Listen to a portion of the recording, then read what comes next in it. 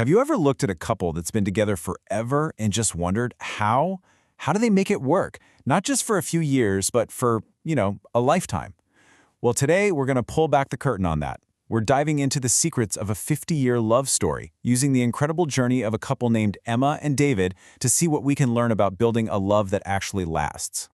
So picture this. It's their 50th wedding anniversary. The room is full of family, friends, all this history. And this is the question on everyone's mind. How did you do it? And you know what? The answer had nothing to do with luck or finding some mythical, perfect person. Nope, it was about something way more real and honestly, a lot more powerful. And this is their journey. It wasn't a perfect, straight line. I mean, look at this. It was a real life. There were huge fights, gut-wrenching losses, times they were just bored, and even a life-changing illness. But by walking through these exact moments, these tough times, we're going to uncover the secrets they learned along the way. Okay, so out of that entire half-century together, 5 key secrets really stood out. And these aren't some grand, complicated theories. They're actually the small, consistent choices that became the foundation of everything. So let's break them down, one by one. It all started way back in year 2. Every single morning, no matter what, before the chaos of the day took over, they had this little ritual. One compliment, one thank you, and then the most important part. How are you really? It wasn't about the coffee. It was about starting every single day by making a choice to really see and value each other. And right there, that's their first secret. True connection is built in the tiny everyday moments. They didn't save it all up for big anniversaries or fancy vacations. They got it. They understood that a strong marriage is built brick by brick, day by day, through thousands of these little interactions that seem like nothing at the time. Okay, so by year 4, they hit their first real crisis. Emma took a huge promotion in another city, but she did it without really talking to David about it.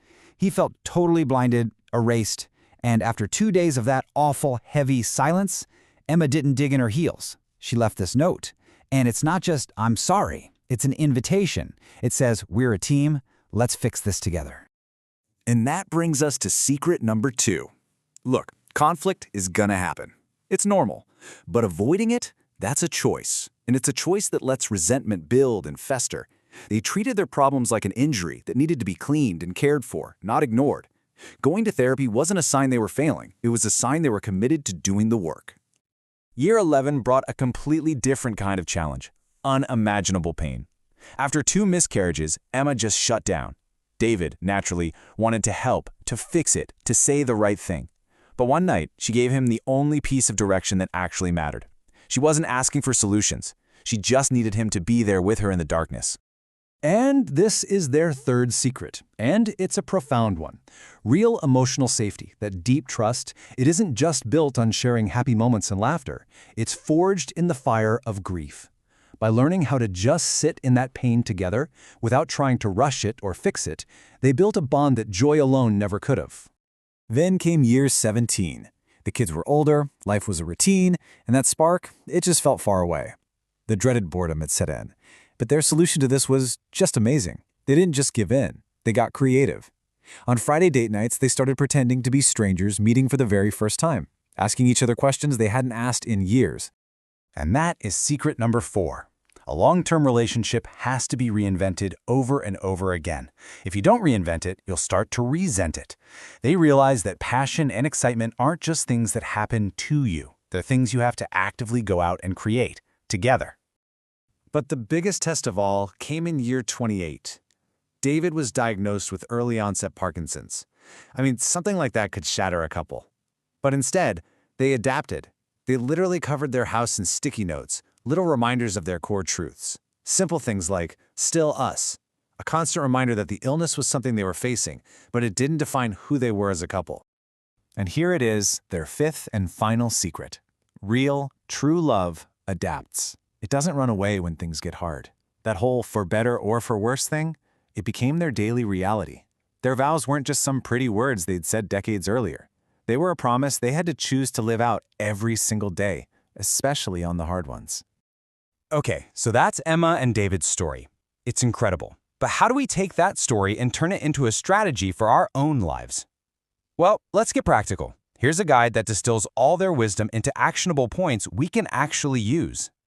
First up, communication. This is huge. Look at the shift here.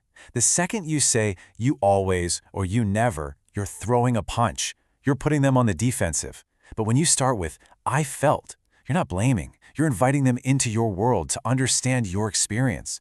It's a total game changer. All right, fights are going to happen. The key is learning how to fight fair. These are the rules of engagement. No yelling, no name-calling, obvious stuff. But that last one, that's the one. Never use past mistakes as a weapon to win a fight today. The goal isn't to win. The goal is to solve the problem that's right in front of you. Think of your relationship like a three-legged stool. It needs all three legs to be strong. First, you have to be teammates. It's you two against the problem, not you against each other. Second, you gotta be friends. Don't forget to laugh and be silly. And third, you have to be champions for each other's individual growth. You need all three for balance. And finally, a relationship is an active investment. It's not a set-it-and-forget-it deal. This means you have to practice gratitude, not just feel it sometimes.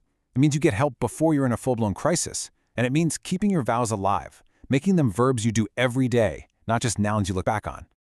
So if you take one thing away from all of this, let it be this fundamental shift in thinking. We have this idea that love is something you find like a treasure, but that's not it. Lasting love is something you build together, day by day. This quote from Emma and David, it just says it all, doesn't it? They understood that people don't stay the same. You change, your partner changes. The real secret wasn't trying to freeze time. It was choosing to fall in love with and recommit to every new version of the person standing right there with you.